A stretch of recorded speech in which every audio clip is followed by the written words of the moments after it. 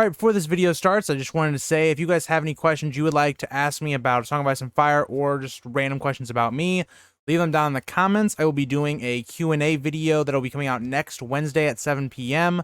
Kind of just for a 500 subscribers special video. So yeah, if you guys wanted to participate in that, leave them down in the comments and I will answer them on screen on that video. And I hope you guys all enjoy the video. When you play the Game of Thrones, you Subscribe and like. or you die. There is no middle ground. Alright, hello YouTube, and welcome back to the Grease Goblins YouTube channel. In today's video, we're going to be talking about Daenerys' chapter in A Storm of Swords where she ends up taking Yunkaii. And she doesn't really take Yunkaii, but it's more of she wins the battle, she frees the slaves, and the Yunkish kind of have to make peace. And I just wanted to talk about kind of how smart Daenerys really is in this chapter, and this to me is where I really started to like Daenerys' chapters. As you guys know, I am not the biggest Daenerys fan, as in, like, I just don't like her chapters compared to other chapters. I think she's a good character and all that, but, yeah. Before we get into the video, if you guys like to like, subscribe, and comment for more of this content, please do help us reach other people that might like this content as well as you'll never miss an upload. So, yeah. Like I was saying, though, for me, this is really where I started to get into Daenerys' character, because she kind of shows her military prowess as a commander in these two chapters back to back for her with Astapor and then Yunkaii. And we start to see her play a bigger role where she's in charge of people. Her decisions will have a lot more weight than they did in kind of the previous two books, in my opinion, where I felt like Dany's chapters really felt like her kind of lost and just not knowing where to go. And at this point now, I feel like she has direction. She knows what she can do.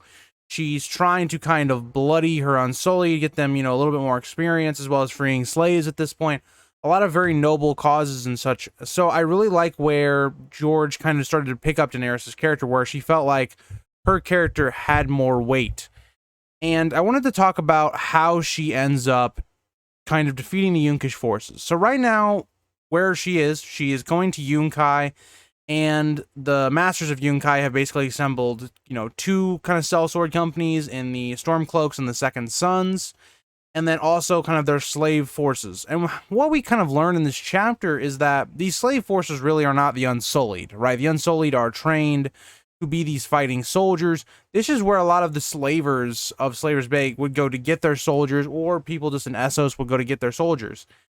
And as we'll see later on in the chapter, these forces are not the best. They are not the most disciplined. They are not the most brave. They're not the best in general. Now, Daenerys kind of seeing this, right, seeing that this is not one unified force, says, okay, let's do this where we just kind of have these three different groups meet, right, just separately, right? So we start off by having the Stormcloaks, which is basically the group where Daario Naharis is in. He is one of the three people that come to this meeting, and he's the only one really that's worth talking about because he is the only one that's going to live through this chapter. But more or less, we'll see a common theme of these Yunkish masters kind of treating, or not even the Yunkish masters, but the sellsword company leaders treating Daenerys kind of like this girl that doesn't know anything, and Daenerys plays this role perfectly as well. Because she states multiple times in this chapter that she's just a young girl. She doesn't know much about warfare, which we know from later in this chapter is not something that's true, but it's something that she's putting off as this appearance that she's not someone to kind of worry about, right? She's not a big military leader. She's not, doesn't have the most experience. And Daenerys plays this role perfectly because all of these people will underestimate her. And it is going to be one of her biggest strengths earlier on in her chapters when she starts getting the Unsullied, right? The Astapor do it as well. And Daenerys, kind of seeing this, she starts to say, what can I do to maybe sway you to come to my side and all that. And the Stormcloaks are very kind of, no, we're not doing that. We took a vow or whatever. And they're very much saying, we are not doing this. Okay? Now, the whole time, Daario is kind of catching Daenerys' eye. We have a really lengthy description on Daario compared to the others. And Daario comes off as being the only one, really, of the three that kind of respects Daenerys in any way. As we see when they do end up leaving Daenerys, Daario kind of looks back in kind of a respectful nod kind of way type thing. And we'll kind of understand what he was trying to do with that and where he was going with that later on in this chapter. Now, after the Stormcloaks, we see the Second Sons. And the Second Sons is led by Marrow, the Titan's bastard, and he is a very impolite person, to say the least, but he is the only, so far, out of the people she's talked with, that seems like, okay, maybe Daenerys can sway this guy, even though he's untrustworthy, he's not that good of a dude. So far, this is the only character that has so far given Daenerys maybe a chance. And what ends up coming out of this meeting is Daenerys goes, okay, we'll give you, a wagon of, wine and stuff like that, and think it over. She also says this to the Stormcloaks as well. You have until morning to decide. And there's not a straight no from the Second Sons, leader Marrow, so maybe there's a chance. And lastly, we get the Yunkish. Now, the Yunkish masters come in. They're like, there's no way that they're going to surrender. They even bring her gold to kind of try to sway her to not attack, and kind of like a Dothraki type thing, right? Where the Yunkish would pay their tribute, or any of these cities would pay tribute to the Dothraki when they came by. The Dothraki would leave. This is kind of what this felt like. And they also referenced Daenerys as Khaleesi at the beginning of the discussion. So I think this is kind of where she, or the Yunkish masters, kind of thought of her as, and kind of just went that way with it, as well as still thinking that she's just a girl. And alongside of this, Daenerys kind of just goes, I could get more gold if I take your city, which is really a very witty comment, because really, that's true. And she has the numbers. It's something that is kind of referenced at the beginning of this, is the only thing Daenerys has to lose is men. Like, she is going to win the battle. It's just how costly of a battle is it going to be.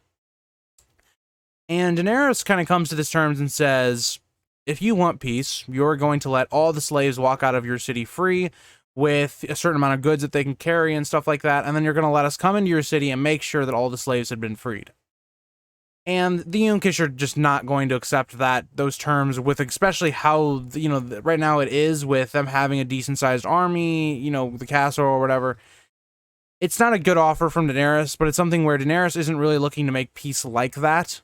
I think she has a plan, which we'll learn about here in a little bit, but it's something that it actually comes to fruition. It just, at this point, it doesn't make a lot of sense for the Yunkish masters to do.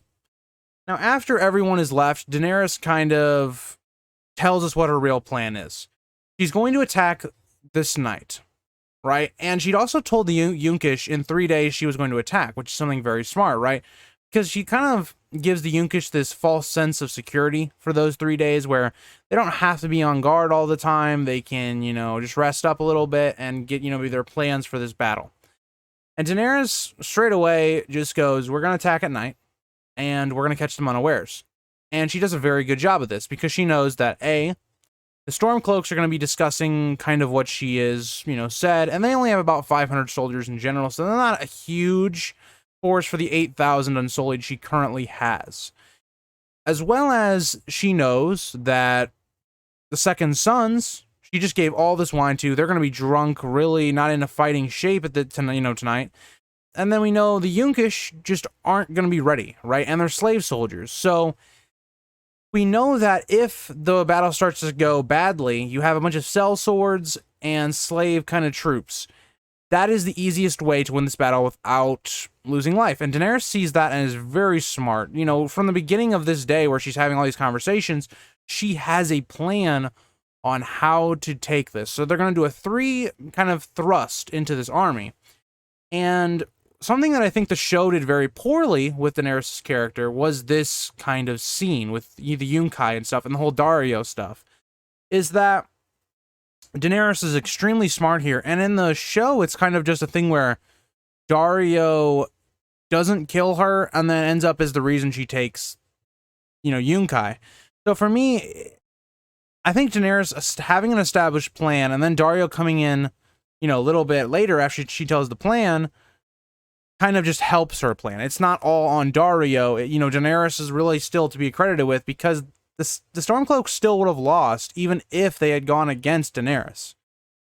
And what ends up happening is the Stormcloaks flip to Daenerys. And if you look at Stormcloaks being the only ones right now that probably would have been the biggest competition for Daenerys, because of they weren't kind of just not ready for Daenerys, right? Because if you look at the Yunkish, they probably were sitting here going, okay, we got a couple days. The second sons are kind of just going to be drunk and stuff like that. So the Stormcloaks were the biggest group to kind of turn. And what we end up seeing is this is kind of a slaughter, right? You have all of these groups, and as soon as the second sons see the Stormcloaks switch sides, they try to either flee. Marrow gets away for the time being in this chapter, and the slave soldiers kind of seeing that, oh, both of their sellsword groups turned on them. It's not a good look, and they kind of start to flee as well, and those that fight do get slaughtered. And as we learned from Jorah, that they took very few numbers. So this is one of those chapters where Daenerys really starts to get intriguing to me, because she has this really good mind for, conquest and stuff like that. And it's something we're going to talk about a lot with Daenerys, is that she is very much a conqueror. She's really good at making strategies on how to take cities and how to do all that kind of stuff. It's the whole idea that we run into in Dance, that her struggles are ruling, right? She doesn't have any experience on ruling, and it's kind of the struggles we see with her later on. So let me know what you guys think about this chapter. I've been doing a lot of planning a lot of chapter kind of breakdowns, and this was definitely one I wanted to do because it shows a lot of Daenerys' strengths in this chapter. And I just think it is, for some people that don't like Daenerys' early on, chapters and, the first two books, this is really when Daenerys starts to become, for me, a main character, because I never thought of her as a main character in the opening books, just because she didn't impact really a lot of the story. But this is where you really start to feel like she is a big impact in the story. And yeah, so let me know what you guys think, and I will see you guys all in the next video. Bye, guys. If you think this has a happy ending, you haven't been paying attention.